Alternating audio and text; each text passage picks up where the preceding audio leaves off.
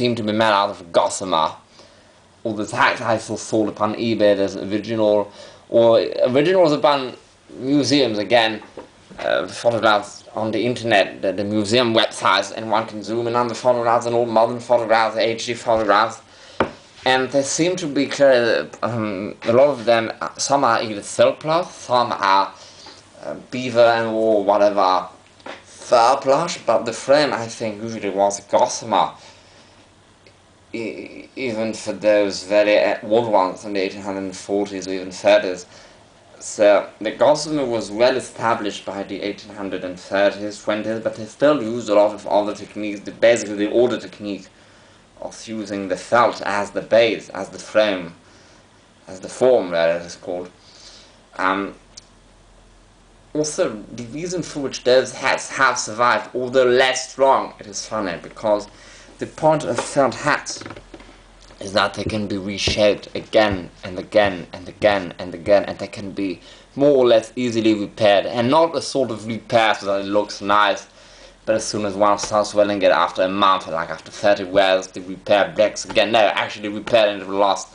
Basically, the felt hats have nothing to do with that. As soon as one touches it, one realizes this is very fragile, because it is very hard but very light. What does that equal? It equals a rusk, like the dry bread, i.e. it breaks easily.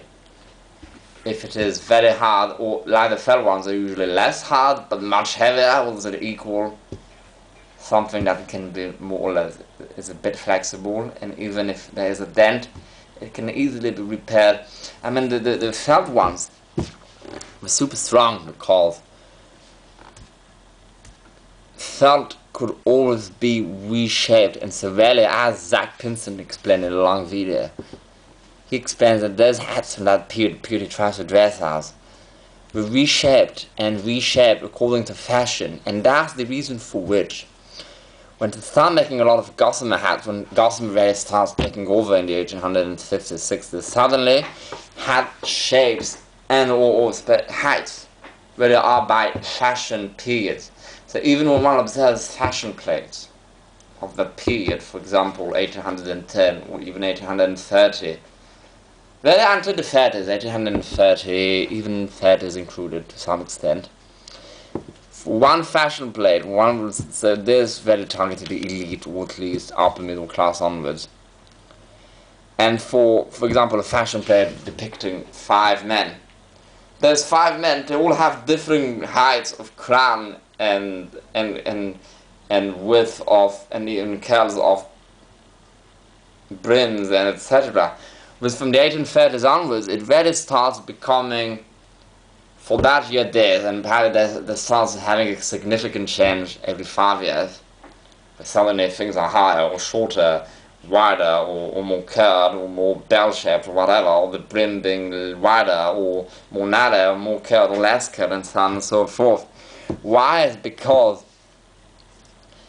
people would keep the things a long time, so they would keep the hat a long time, and thus the fashion would more change the overall sort of shape, how it was pinched, what angle and all, rather than the form of the hat, rather than really the length. The length could not be changed, or only minimalistically. With the felt hat it could. I mean, with that it can't be changed at all, but hats were made out of felt usually. And the plush, if there was any, was added, was varnished, was laminated on top of the felt. And so after the plush has been laminated, it is very hard to remove it, but usually they would simply reshape it.